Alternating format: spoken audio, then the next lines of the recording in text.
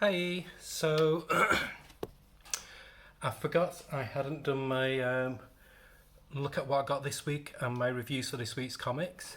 Oh, by the way, before I do that, I've got my Halo Jones t-shirt on. So, first up this week, 2000 AD. Don't always mention this because it's constantly good, but special shout out this week because it's got a really good jock cover. I love how he draws Dredd, and not just that, but the Just Dredd story this week, and think for the next 4 weeks, is illustrated by Leonardo Manco,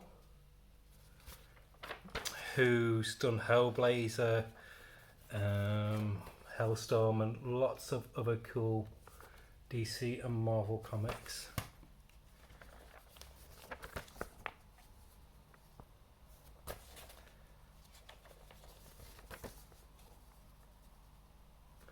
So yeah, 2000 AD, constantly good.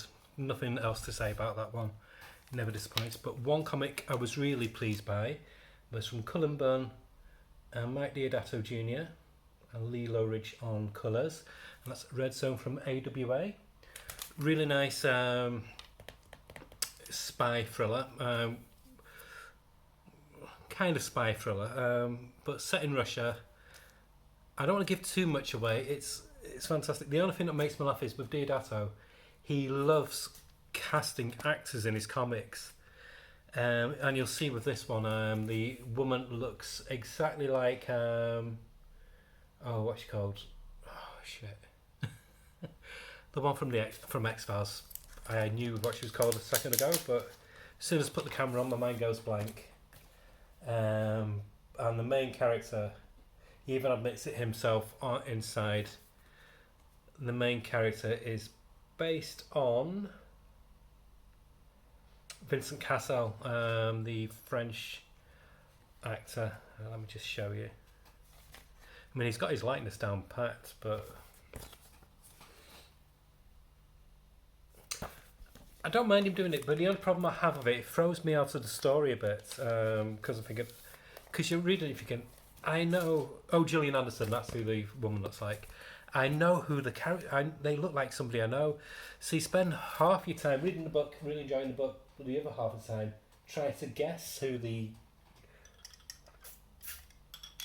actor is that they based it on. So yes, it's Vincent Cassel this time. Great story, highly recommended. But like I said, Mike Deodato's trick of doing that does throw me out a bit. Then I got Action. 1052. First story, great, loved it, and everybody's raving about that at the moment. Second story, which is first story of course by Philip Kennedy Johnson and Raphael Sandoval. Second story is by Dan Jurgens and Lee Weeks. Nice art, story's okay. It's set back at the time of Rebirth when Lois and Clark had Jonathan when he was a young boy. So yeah, it's a fun read. But oh my god, the Power Girl story, pretty artwork, but it's just basically talking heads, psychoanalysis of different superheroes, and I don't get it. Power Girl's meant to be more than that. It's shit. The backup story is really shit, honestly. So this would have been, without the backup story, I would give it a 9 out of 10. With the backup story of Power Girl, I'd give it a 7. Because it ruins it. So as soon as that's finished, the better. I was actually thinking, should I drop it? But then I thought, no, because even still, without, when you take Power Girl away, there's still 30 story pages with the other two strips, so it's still good value for money. And then Detective Comics, which is one of the covers of the week, I mean. Fantastic cover, that.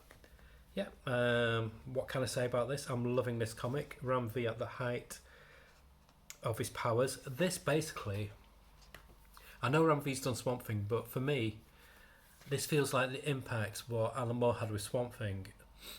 Whereas Swamp Thing by Ram V was superb, but you've always got the shadow of Alan Moore. Whereas this, he's giving such a fresh new take on Batman. It's so enjoyable. And the art on this one is by Dexter Soy does some, and Stefano Raphael Miguel Mendonca, and really nice artwork. And there's a nice backup strip. What I do like about Detective, the backup strips have always been really strong as well. Again, by Simon Spurrier and Casper Wingard doing the artwork, so the artwork is gorgeous. And it's focusing on Mr. Freeze, so is it Mr. Freeze? Yeah. So that's really good. And then the second cover of the week is for Dead Boy Detectives number 3. It's a bit weird. I really enjoyed the first 2 issues, but for some reason I forgot what had gone on. So that threw me out of the loop for the first few pages, but then it did come back again. And like I said, I have been enjoying this. The storyline's really fun. It's different to everything else out there on the stands at the moment. Detective Comics, I'd give a 9 out of 10. And this one, I'd give a 7.5, 8 out of 10. And then we've got one which took me completely by surprise. I only bought it because I like Stephanie Phillips. And this is Cosmic Ghost Rider. I had no clue what Cosmic Ghost Rider was, who he was. Obviously other people will know. I don't follow Marvel that religiously. But yeah, it's Frank Castle. I think it's set in the future. It's an old man, Frank Castle, and he's become Ghost Rider. I think he was like the what did he call him? Like Silver Surfer. I forgot what they called him. I think he's working out for Galactus or somebody like that. But yeah, it's great. It's fantastic. I mean, I wasn't that worried because I do. Stephanie Phillips is a great writer. I'd say she's like the Anna Shanti for the 2100s.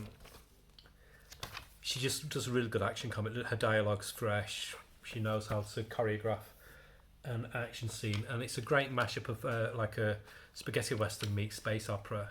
And I'm down for it as long as there's no huge crossovers that ruin the flow of the story. I'm really excited for it. And there's a nice backup strip again by Stephanie Phillips with art by let's have a look. Art by Jonas Garth, who did Basilisk with Columban for Boom. Yeah, and again, it's a backup strip that doesn't feel wasted. So, yep.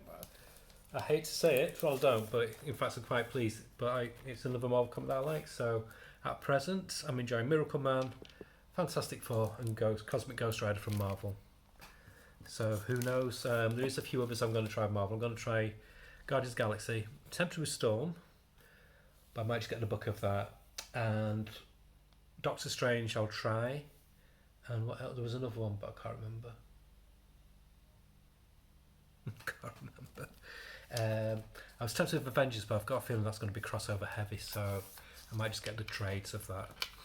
And last but by and I'd give Cosmic Ghost Rider 8 out of 10. Last but by no means least, Phantom Road. And this is another Jeff Lemire.